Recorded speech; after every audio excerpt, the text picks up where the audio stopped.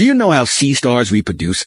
When the ice and snow begin to melt each year, it marks a prime window for sea stars' breeding season. Hundreds and thousands of sea stars gather in dense clusters as if they've all gotten the same memo, racing to climb to the highest points in the terrain. Using their tiny 2 feet on their undersides, they constantly sense subtle changes in the surrounding water temperature.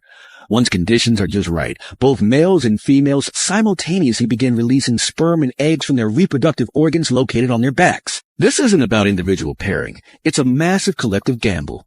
The entire fertilization process relies completely on ocean currents to bring the reproductive cells together. To combat the diluting effects of sea currents, they release millions of eggs and sperm in one shot, playing the numbers game for their chance at success. This is sea stars' most passionate reproductive celebration of the year.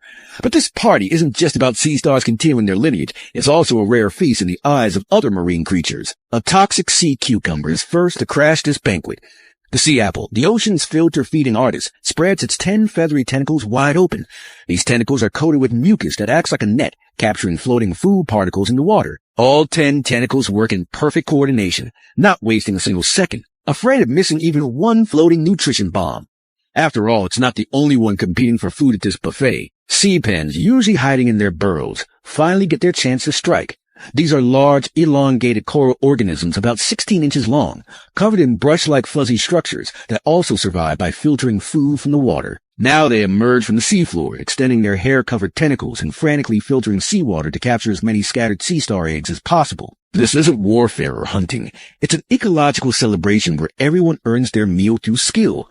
It's the ocean floor's annual collective feast.